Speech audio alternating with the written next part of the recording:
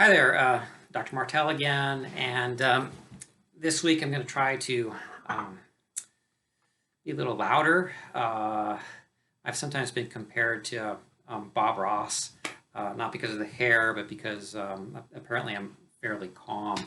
And for better or worse, that means that I tend not to speak at a high volume, but that's not so good, right, for recording. So I'm going to try to do better in that respect this week.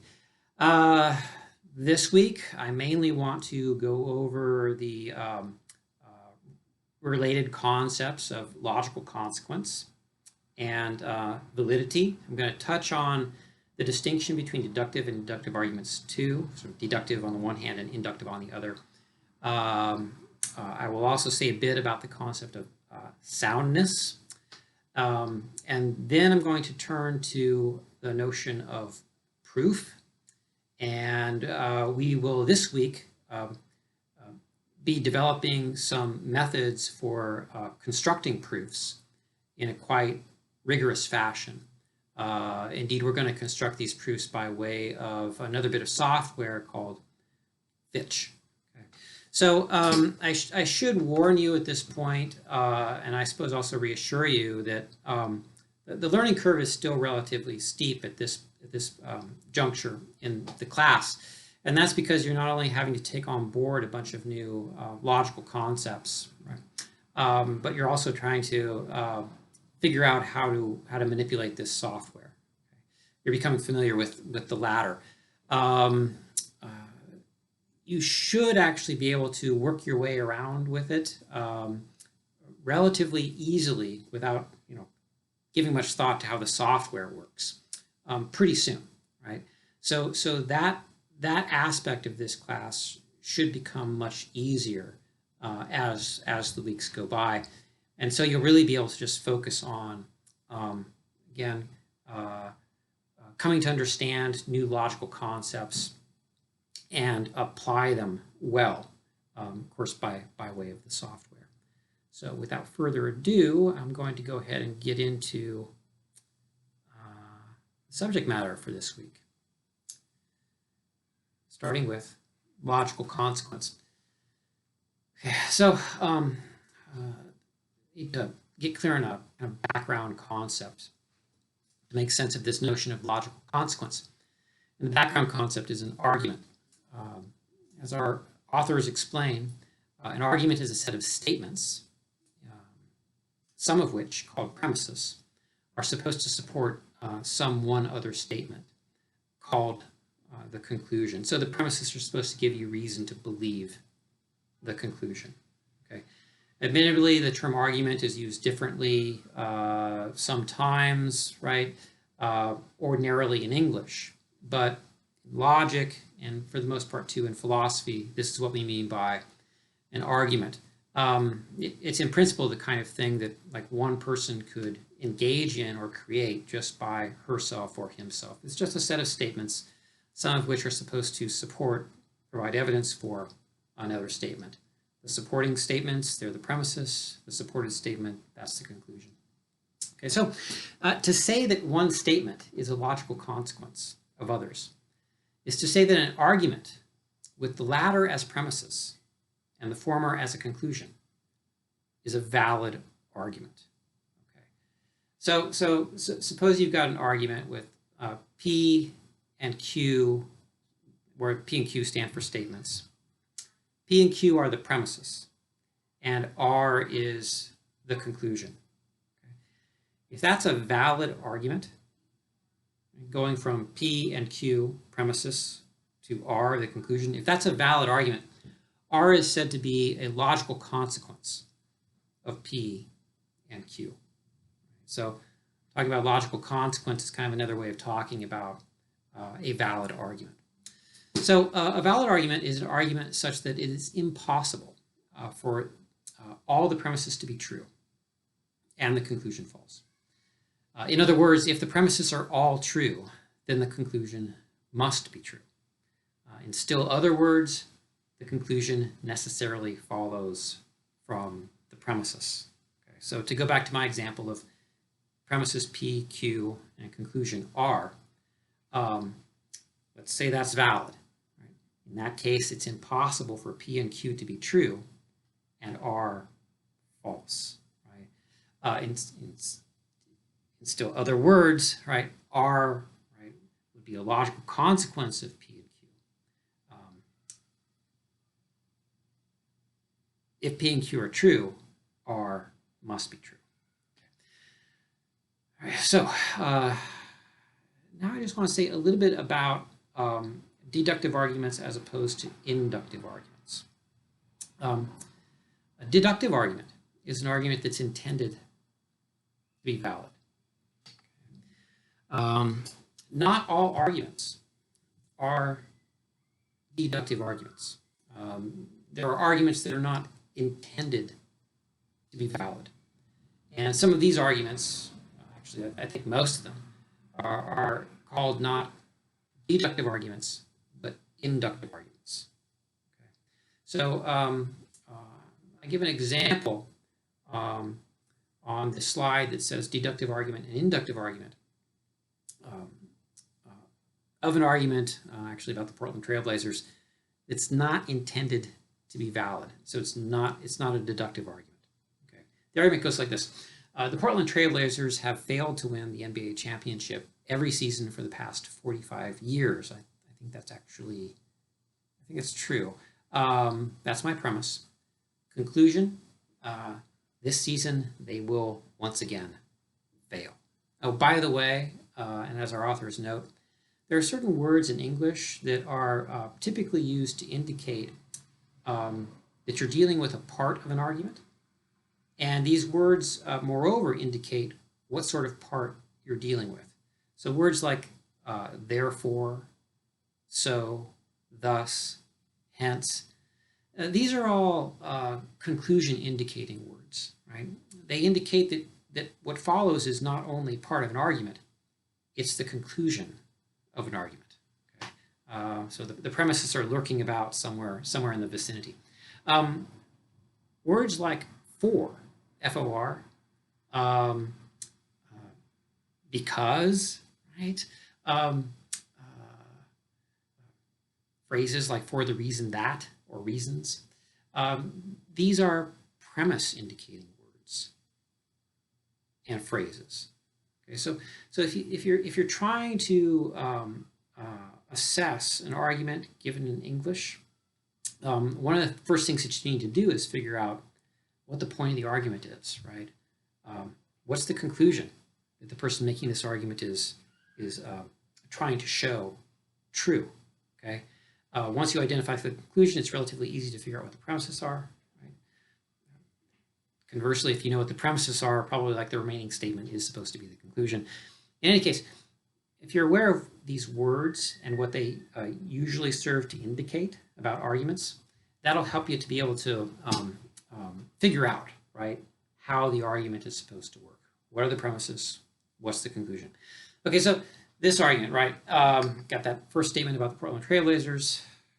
Then, so, right, here's the conclusion. This season they will once again fail.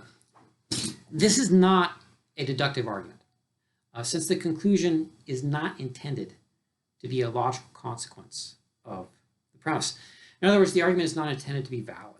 Rather, it's intended that the conclusion is unlikely to be false, given the truth of the premises. I mean, surely no one giving this arguments, right, actually thinks that, given facts about the past 45 years, it's just impossible, right? Like, not even an act of God, right, could have them winning the NBA championship. Okay, no, the facts about the last 45 years are supposed to make it just like very unlikely, right, that they'll do anything other than fail again. Okay, this sort of argument where what's intended is not validity, right? That kind of argument we call an inductive argument. An inductive argument. Okay, just like make a little adjustment here to the light. Sorry about that. A closely related concept to the concept of validity is the concept of soundness. Okay, so validity is one feature that makes for a good deductive argument. But we should like more than that from deductive arguments, since validity is only a matter of the relationship between premises and conclusion.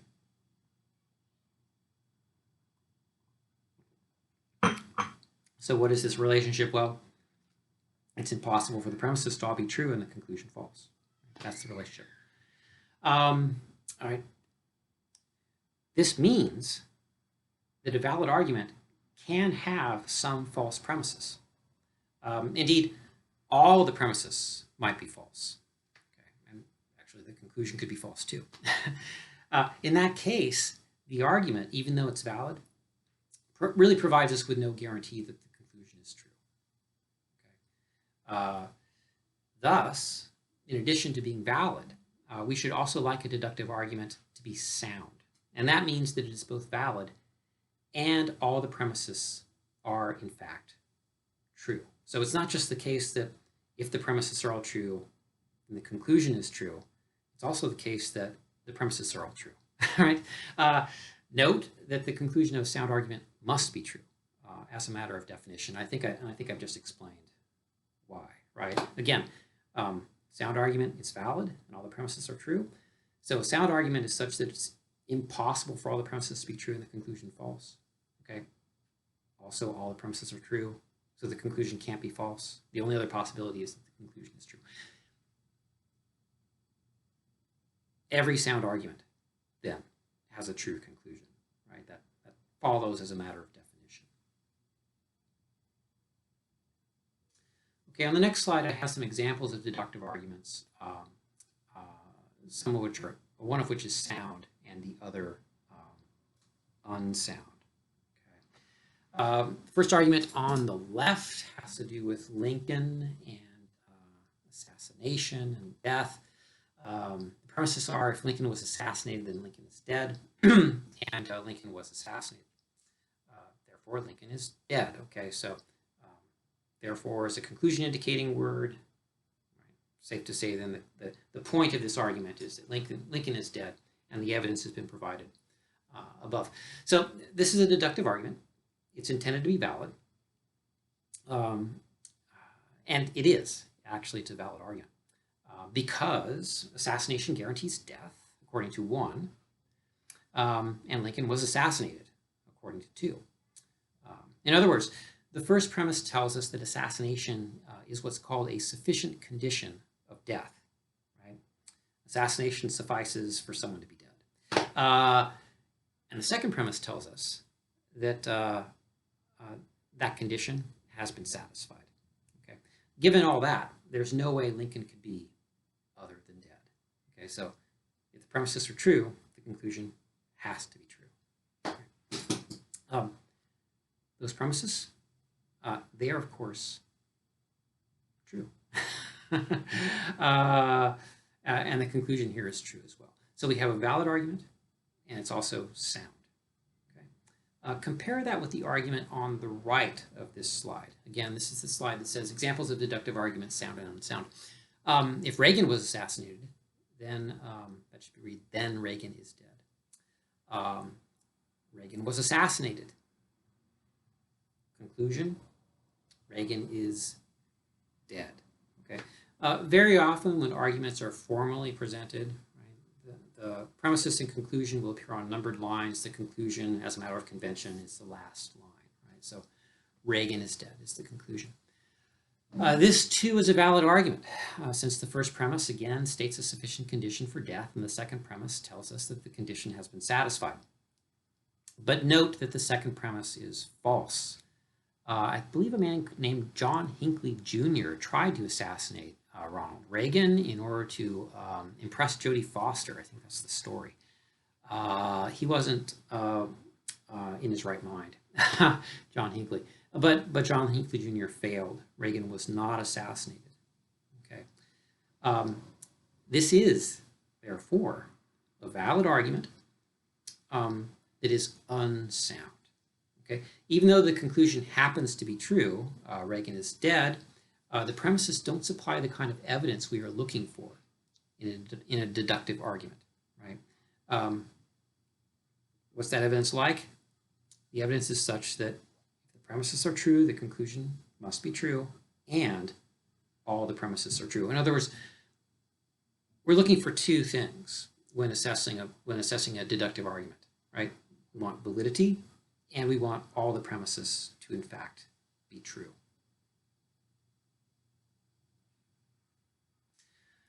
Okay, a deductive argument is an argument that's intended to be valid.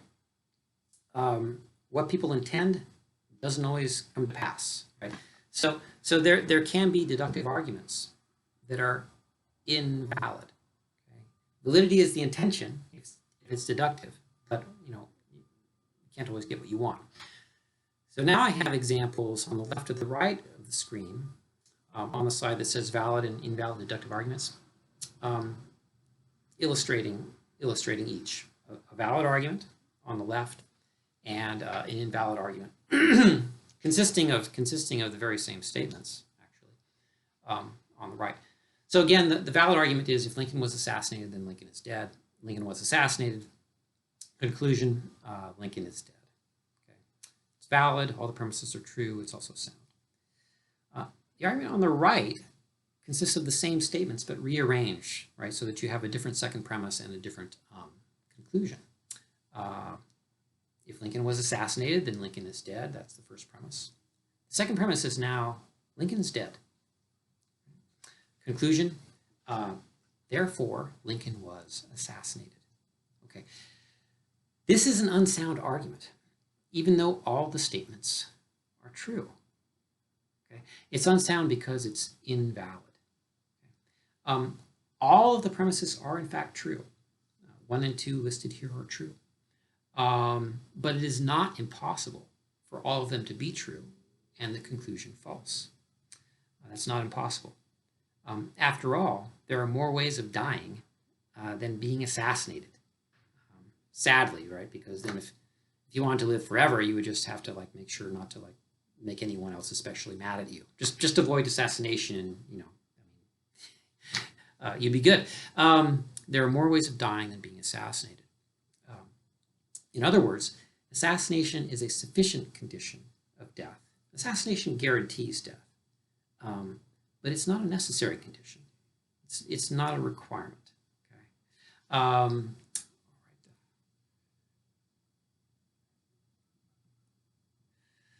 So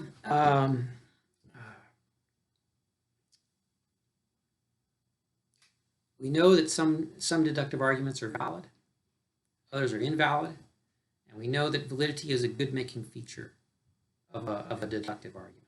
Right? It's not all we're after, right? When we're creating or assessing a deductive argument, but it's one of the features of a deductive argument that makes it better.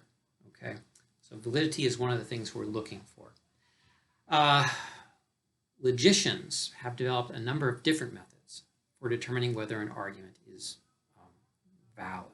Okay, note, logicians are not really concerned with determining whether arguments are sound.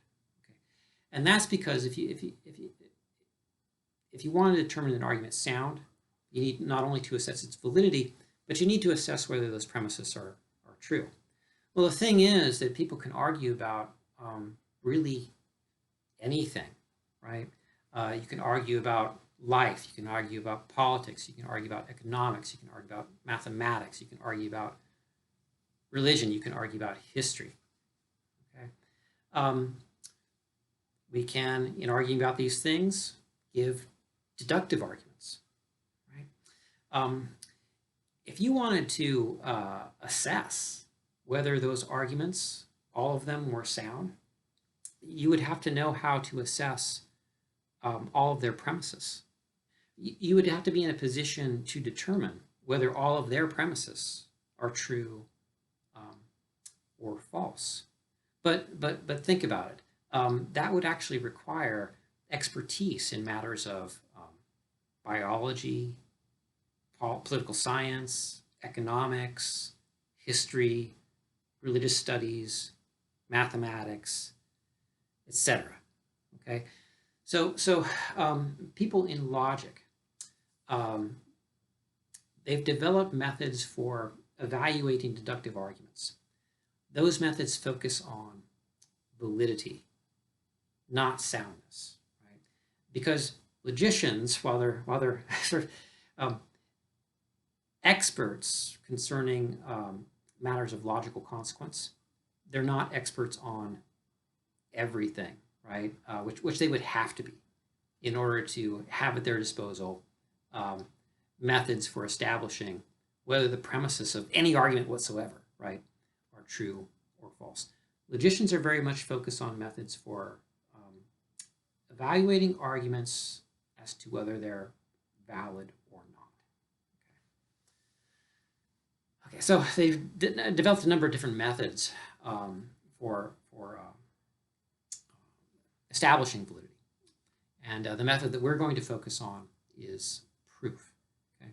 So a proof is a set of statements such that each is either given, such as premises, or generated from given statements, if there are any, according to rules. The rules guarantee that every generated statement is a logical consequence of the statements already on hand. Okay. So let's say you've got an argument. It's a deductive argument that you want to assess. Right? You've got some premises just given by the author of this argument, and they're supposed to support some conclusion. Okay? To establish that this argument is valid, we can generate a proof. Right? The proof will consist of statements generated from what was given to begin with according to rules. Every one of those generated statements, if the rules are followed, it's a logical consequence of what you already had in the argument. Okay? If you can show by generating statement after statement according to these rules that the conclusion can be generated, well, then you've shown that the conclusion is, in fact, a logical consequence of the premises.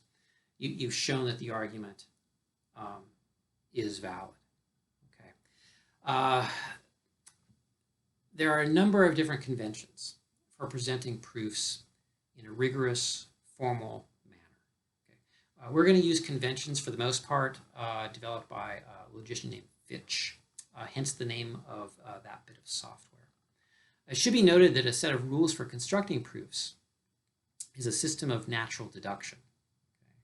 So as we introduce rule after rule, we're going to be developing, fleshing out a complete system of natural deduction. Different logic textbooks present different systems of natural deduction. They're all equivalent, okay? In that everything that can be proven in one can be proven in the others. If we're talking about the system of natural deduction, it's usually associated with FOL. Okay. Thing is, some of these systems are more elegant than others, insofar as they do as much, right? They can do as much, just as easily, but with fewer rules. Okay. The system of natural deduction presented in LPL, our textbook, is, I think, one of the more elegant. It turns out that you can do all of the work that the rules in this system do with fewer rules. Yeah, it actually turns out to be true. You can get by with fewer rules. It's just that the proofs become actually like much more difficult to construct. Okay, so you can prove the same things, but with fewer rules, it's harder to do so. It's also true that there are systems with many more rules, and in those systems, actually the proofs will often be shorter than the proofs in the system that I'm introducing you to. Okay, but the trouble I think with those systems is that they become very unwieldy. You end up having to memorize like a whole bunch of different rules, and so there are benefits to to having more rules, and there are costs as well, right? There are benefits to having a relatively small number of rules, and there are costs as well. I think the system that LPL presents basically is a very good compromise. Also, the way that they name the rules makes the rules actually really easy to remember, with very few exceptions. The rules are either elimination rules or introduction rules. Okay, usually too, the rule, whether it's elimination or introduction, goes together with a symbol like the identity symbol, right? For every one of those symbols, if there's an elim rule, there's also an intro rule, right? And vice versa. Okay, so elegant system. Good number of rules to make proofs relatively easy to construct, all right? But not so many rules as to become unwieldy, difficult to remember. The naming system for the rules too is also a great mnemonic device. Okay. So the first of our rules is called identity elimination. Right? So it's expressed in Fitch just by the identity symbol followed by capital elim, right? ELIM. Okay. So Barwise and Etchemendy introduced rules for constructing proofs as follows, informally and then formally. They first present the rules in ordinary English and provide examples of how the rule is used in reasoning to a conclusion in English. They then explain how the same rule can be expressed using the language of FOL and the conventions of Fitch. For the first rule, they begin by stating a principle called the indiscernibility of identicals. This principle holds that if A and B are the same object, hence A, identity symbol B, A is equal to B, right? Then everything that is true of A is also true of B, and vice versa. Okay? If A and B are different names for the same thing, right, then everything that's true of A must be true of B, and everything that's true of B must be true of A. After all, they're just A and B, different names for the same thing. That's the indiscernibility of identicals. We're going to discuss, at least briefly, a very similar principle a little bit later. Okay. But for now, I just want to give you some examples of the informal use of this rule for constructing proofs called identity elimination. Right? And again, identity elimination, that's an expression of this principle called the indiscernibility of identicals. Yes. Okay. So it's a little known fact, especially at this point in time. He's so very old that Bob Dylan and Robert Zimmerman are the same person. Okay, so I think Bob Dylan's given name was Robert Zimmerman. He eventually changed, adopting a stage name called Bob Dylan. I believe this name was a reference to one of his favorite poets. Okay, so Bob Dylan and Robert Zimmerman, these are different names for the same object, the same person. Bob Dylan is a folk singer. So actually in FOL, I guess we might put that second premise. Folk singer, parenthesis, Bob Dylan, parenthesis. Right? Bob Dylan is a folk singer. Folk singer is the predicate, or is a folk singer is the predicate, and Bob Dylan is the individual constant. Conclusion, Robert Zimmerman is a folk singer. Okay, yeah.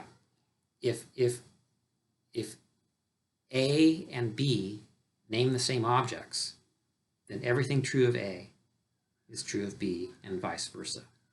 Bob Dylan and Robert Zimmerman name the same object. If is a folk singer is true of Bob Dylan, then is a folk singer must also be true. Of Robert Zimmerman, right? Okay. So what I have on the next slide is an illustration of the formal use of identity elimination. On the left, right, I have a number of statements listed on numbered lines in FOL, right, starting with cube, parenthesis, A, parenthesis. And that, of course, tells us that A is a cube. The second premise tells us that A is a name that refers to the very same object as B, right? So A and B, they refer to the same one thing. The conclusion, here indicated by the word therefore, is that B is a cube. That follows from the identity of indiscernibles. A and B refer to the same thing. Anything true of one is true of the other, and vice versa. Okay. In particular, it follows from identity elimination